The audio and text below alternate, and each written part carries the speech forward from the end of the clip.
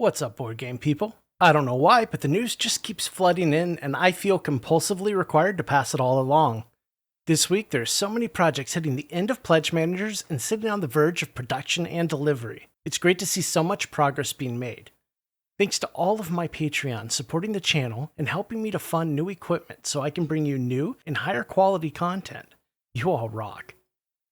Live on crowdfunding now, we have on Kickstarter The Thinning Veil entering the last days and still sitting a bit shy of funding. It's going to come down to the wire for sure. If you haven't already, go check out the dark Celtic horror adventure game. It's worth a look. Dungeons & Lasers 5, The World of Deuslair is also on Kickstarter, sitting just shy of the $1 million mark with a little over a week to go. Reveals and unlocks are swelling this already massive offering to ridiculous size.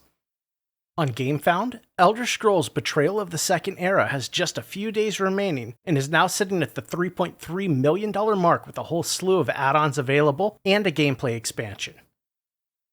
Thorgal is doing quite well for itself, having funded in less than an hour and getting new daily reveals all throughout its run, including new pets, new adventures, and a wooden first player marker. There's just under a week remaining on the Hexplore at Fall of the Ancients campaign. All reprints have been unlocked, and more standees, a dice pouch, and more encounters are on the horizon.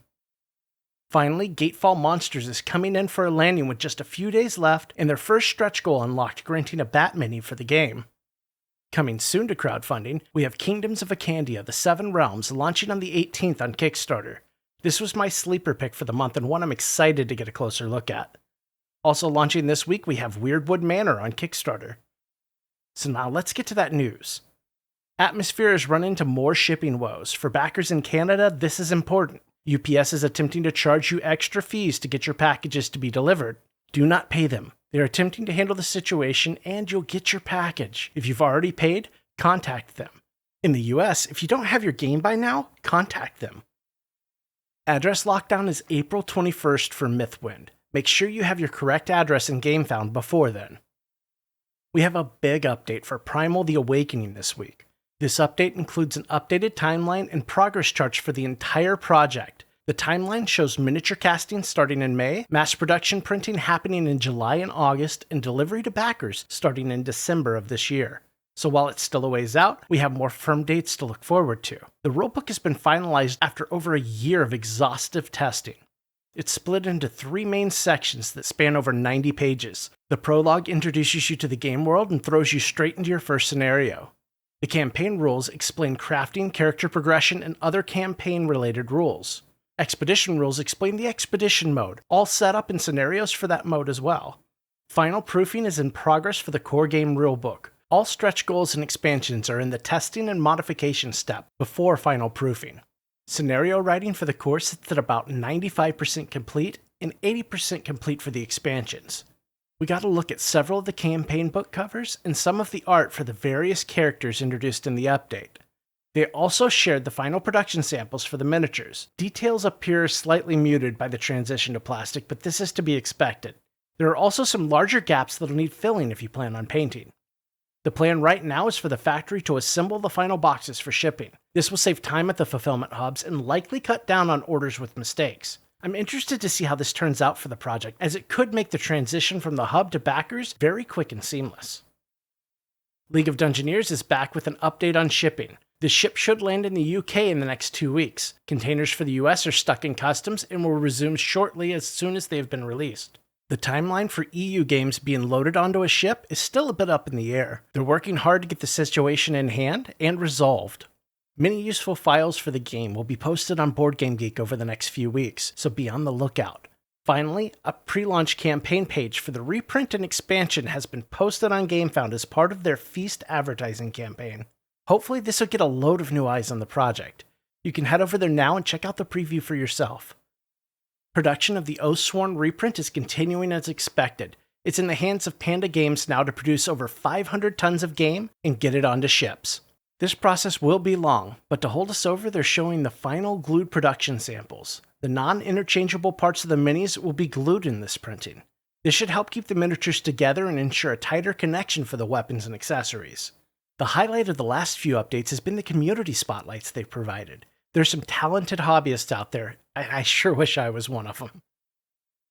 Soul, The Last Days of a Star's reprint is progressing through design and entering into production soon. Updates have been made to the rulebook, diagrams, and box, and the files are ready for delivery to the factory. They took all the frequently asked questions into consideration when updating the rulebook and diagrams to ensure many of the questions are answered without ever needing to be asked. The diagram update certainly looks like an improvement. The insert has also seen major updates. First thought of as merely an add-on, they've redesigned and iterated on it to a point that it's functional and aesthetically pleasing. Instead of merely fulfilling the role as a way to organize the box, it now functions during the play as token trays and such. They've made it highly usable. Thankfully, none of this work has delayed the timeline, and they're still looking towards fall for delivery. Shipping for Tanares Adventures continues, and it is making progress. US orders are flowing again, and they don't have an estimated completion date yet, but it shouldn't be too long for the region. In the EU, around 60% of orders have shipped. V-Games is working as hard as possible to get the remaining packages out the door. There are also more items coming to the EU hub from China to complete some orders. A rough time estimate for the completion of shipping in the EU is around the end of May. In the UK, Spiral Galaxy started shipping this week and are still awaiting some items from China. In Mexico, V-Games are waiting for more items to reach them to continue fulfillment. For Asia and Brazil, VFI has confirmed the shipping to Brazil, and they believe Asia is also underway, but VFI has not responded to their request for an update. Remember, translation packs for the Arena, the Dragon Collection, and the Legendary boxes have been sent, but translation packs for Tanares Adventures are still being made and will take a bit longer. They also teased a big announcement coming in the next few weeks. In RPG news, they're continuing to work on the player's guide and improving it based off of feedback received. They've also published a big update to the beta test document for testers to crunch on. The first Friday update for Forsaken is in. Their beta test has clocked in at over 300 hours of testing so far, and the results have been quite helpful. Solo mode tests have accounted for more than half of the play sessions. Win rate in solo mode clocks in at around 50%, and they have absolutely no plan to tone down the difficulty. Players seem to be enjoying the challenge and are willing to jump in and give it another try. Average game length among non-solo mode is around an hour and a half. Survey results rate the experience overall at a 4.58 out of 5. The narrative and writing at a 4.96, and satisfaction with the price point after seeing the full scope of the game at 4.7. The rulebook satisfaction rating came in the lowest, as is often the case, with a respectable 4.23. Assets have been recoded to match the expansions they come from, leaving no gaps in the numbering system, and all components have gone through exhaustive proofing. They're on track to get files to the manufacturer in May. In Ivion Season 2 news, we're getting another look at the pre-production components, this time focusing on the trays and how everything is stored in the boxes. Things look tidy, and the seasons each have their own trays in the anthology box that accommodate sleeve cards, the miniatures, and all necessary components. Remember that Backerkit will be closing soon, likely in the first part of June. The Gruesome Death book downloads are ready for Final Girl Series 2 backers. These are available for download from their web store and will appear for the first time in print during the Series 3 crowdfunding campaign. Shipping is almost complete for Series 2. In Asia, the final deliveries are occurring. Shipping is fully complete in the US and for the rest of the world. In Canada, sadly, frustrations continue as they have not been getting complete information when requesting updates. One shipment was missing from those sent to Canada and arrived only in the middle of last week. Hopefully things shape up there soon. In the UK, there are only a few shipments remaining. The latest from Arydia is in, bringing some big NPC updates with it. First, the Pledge Manager closes on August 1st with an expected delivery around Q1 of 2024 as things sit now. This update shows off much of the full-color character art now adorning many of the components. The style seems to fit right in with the game, and the little kid with the bucket hat is totally me in a past life. Testing this month has been focused on in-game content. The feature of this update focuses on the mage skill tree. One priority has been ensuring that the mage is reasonably good at generating combo for the team. Many of their skills will gain multiple of this shared resource and add to their utility in the group. The mage has an exceptional battlefield mobility with abilities such as Blink, and Blink is just one of 93 skills in the base game. Major progress continues to roll in for Teburu and the Bad Karmas, and a close date for the Pledge Manager is washed in with them. The Pledge Manager will officially close on Friday, May 12th.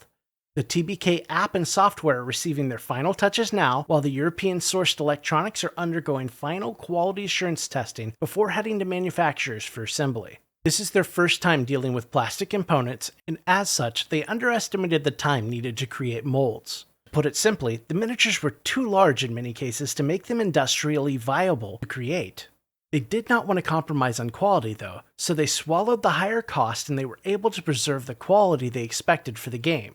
All files are now confirmed and the final mold-making process is finally underway for these behemoths. Molds for the Teburu board and the new design are already in production, and they're finalizing the remaining components at this time. They've also released another terrain pack for your printing pleasure. This time we're seeing pieces for Sagittarius, Capricorn, Aquarius, and Pisces. Things are getting real for the Resident Evil board game. Production is charging ahead, and part of the team has been in China assisting with the QA at the factory to ensure everything runs smoothly. The update linked in this video description contains several videos from the factory floor. This month's boss spotlight shines on the tragic orphan, Lisa Trevor, daughter of the mansion's architect. While Lisa doesn't really have the health to match many other bosses, she gains invulnerability when her health is reduced to 0. The fight with Lisa won't end until you're able to discard all of her crest stones, but Lisa won't be going lightly. Moves like Furious Charge, Bludgeon, and Shackle Sweep make this a frantic fight to the death. I also feel it's totally worth noting Steamforged has opened the vault for Resident Evil 2, Horizon, and Dark Souls, letting out some of the hardest to find sets from those games. These pre-orders are for a small print run happening around the end of the year, and the vault is only open until the 28th of April. In the case of Dark Souls, the 3 sets on offer for pre-order are roughly a quarter of what they go for on the gray market. If you're missing sets from any of these games, I highly recommend you take a look. The Pledge Manager is open for Silver Coin Age of Monster Hunters. The Pledge Manager will remain open for around 4 months, giving everyone plenty of time to complete their pledges. There's no solid news yet for language editions, but talks look to be bearing fruits. They've hired a new 3D artist who's busy pumping out some art we should see soon, and we got a peek at some of their latest 2D art and some of the game's cards. Sadly, this update also comes with news of a delay. These things take time and the creators still hold regular jobs. They're diligently working, but things might be a bit more delayed than first thought, so please bear with them. In other delays, the Sea of Legends major app update is being delayed by a few weeks to fix a few of the last-minute issues, and because their lead developer's been down and out for the last week. They'll update us as soon as they have a solid launch date.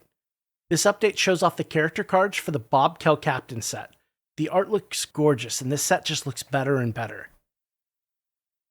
We've had several updates from the Castle of Burgundy Special Edition since the last time we took a look. They're busy showing off many of the production samples of the castles, trays, boards, and everything. Thankfully, the trays look well organized and secure. I'd venture to say that things will stay in place inside the box. The acrylic tiles are looking exceptionally nice, and we got a good look at the non-Sundrop 3D tiles. Production is in full swing, and they hope to start providing some estimated delivery dates in the next update.